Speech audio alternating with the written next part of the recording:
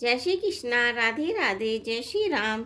श्री जी channel में आप सभी श्रोताओं और सखियों का हार्दिक अभिनंदन है। कल हमने जाना था कि प्रभु श्री राम और सीता माता दोनों एक दूसरे को देखते हैं। माता सीता माता पार्वती की पूजा करती हैं और वो मन ही मन राम जी के प्रति अपना स्नेह जताती हैं, लेकिन बाहर नहीं आने देती। आगे चलते हैं। पति देवता सुतई महु मातु प्रथम तव रेख, महिमा मित न सकई कही, सहस शारदा शेष सियापति रामचंद्र की जय, पवन पुत्र हनुमान की जय। पति को इष्ट देव मानने वाली श्रेष्ठ नारियों में हे माता, आपकी प्रथम गणना है। आपकी अपार महिमा को हजारों सरस्वती और शेष जी भी नहीं कह सकते। हे भक्तों को मुंह मांगा वर देने वाली, हे त्रिपुर के शत्रु शिव जी की प्रिय पत्नी, आपकी सेवा करने से चारों फल सुलभ हो जाते हैं। हे देवी, आपके चरण कमलों की पूजा करके देवता, मनुष्य और मुनि सभी सुखी हो जाते हैं।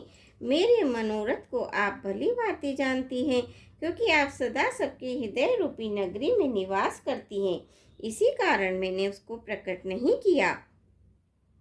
ऐसा कहकर जानकी जी ने उनके चरण पकड़ लिए। गिरजा जी सीता जी के विनय और प्रेम के वश में हो गई। उनके गले की माला खिसक पड़ी और मूर्ति मुस्कुराई।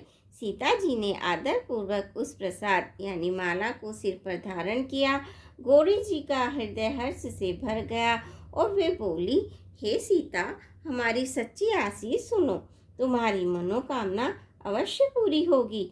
नारद जी का वचन सदा पवित्र, संशय, भ्रम आदि दोषों से रहित और सत्य है। जिसमें तुम्हारा मन अनुरक्त हो गया है वही वर तुमको मिलेगा। जिसमें तुम्हारा मन अनुरक्त हो गया है वही स्वभाव से ही सुंदर सांवला वर श्री रामचंद्र जी तुमको मिलेगा।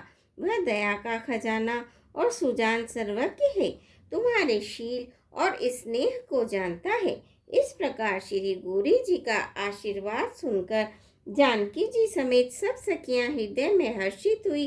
तुलसीदास जी कहते हैं, भवानी जी को बार बार पूछकर सीता जी प्रसन्न मन से राजमहल को लौटी। गौरी जी को अनुकूल जानकर सीता जी के हृदय को जो हर्ष हुआ वो कहा नहीं जा सकता।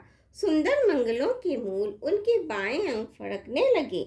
हृदय में सीता जी के सौंदर्य की सराहना करते हुए दोनों भाई गुरु जी के पास गए। श्री रामचंद्र जी ने विश्वामित्र जी से सब कुछ कह दिया, क्योंकि उनका तो स्वभाव ही सरल है, छल तो उसे छूता भी नहीं है। फूल पाकर मुनि ने पूजा की, फिर दोनों भाइयों को आशीर्वाद दिया कि तुम्हारे मनोरथ सफल हो। यह सुनकर श्री राम और लक्ष्मण सुखी हुए। श्रेष्ठ विज्ञानी मुनि विश्वामित्र जी भोजन करके कुछ प्राचीन कथाएं कहने लगे।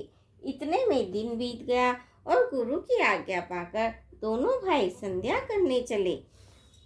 पूर्व दिशा में सुंदर चंद्रमा उदय हुआ। श्री रामचंद्र जी ने उसे सीता के मुख के समान देखकर सुख पाया। फिर मन में विचार किया कि चंद्रमा सीता जी के मुख के समान नहीं है। खारे समुद्र में तो इसका जन्म, फिर उसी समुद्र से उत्पन्न होने के कारण विष इसका भाई दिन में यह मलिन शोभाहीन निस्तेज रहता है और कलंकी काले दाग से युक्त है। बेचारा गरीब चंद्रमा सीता जी के मुख की बराबरी कैसे कर सकता है। फिर यह घटता बढ़ता है और विरहणी स्त्रियों को दुख देने वाला है। राहु अपनी संधि में पाकर इसे ग्रस लेता है। चकवे को चकवी के वियोग का शोक देने वाला और कमल का बेरी मुरझा देने वाला है। हे चंद्रमा, तुझमें बहुत से अवगुण हैं जो सीता जी में नहीं है। अतः जानकी जी के मुख की तुझे उपमा देने में बड़ा अनुचित कर्म करने का दोष लगेगा। इस प्रकार चंद्रमा के बहाने सीता जी के मुख की छवि का वर्णन करके बड़ी रात हो गई जान वे गुरु जी के पास चले। मुनि के चरण कमलों में प्रणाम करके आज्ञा पाकर उन्होंने विश्राम किया। रात बीतने पर श्री रघुनाथ जी जागे और भाई को देखकर ऐसा कहने लगे, हे तात, देखो, कमल, चक्रवात और समस्त संसार को सुख देने वाला अरुणोदय हुआ है। लक्ष्मण जी दोनों हाथ जोड़कर प्रभु के प्रभाव को सूचित करने वाली कोमल वाणी बोले।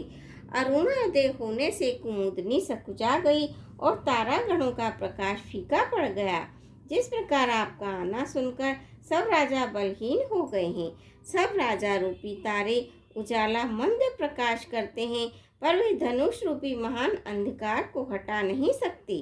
रात्रि का अंत होने से जैसे कमल, चकवे, भूरे और नाना प्रकार के पक्षी हर्षित हो रहे हैं, वैसे ही हे प्रभु आपके सब भक्त धनुष टूटने पर सुखी होंगे।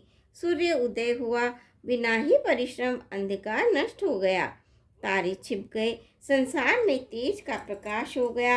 हे रघुनाथ जी, सूर्य ने अपने उदय के बहाने सब राजाओं को प्रभु आपका प्रताप दिखलाया है।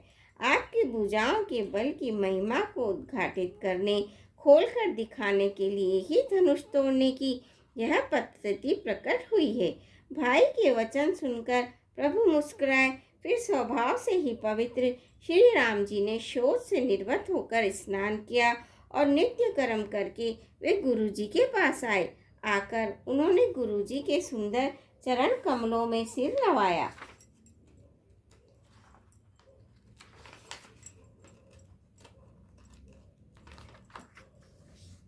तब जनक जी ने शतानंद जी को बुलाया और उन्हें तुरंत ही विश्वामित्र मुनि के पास भेजा।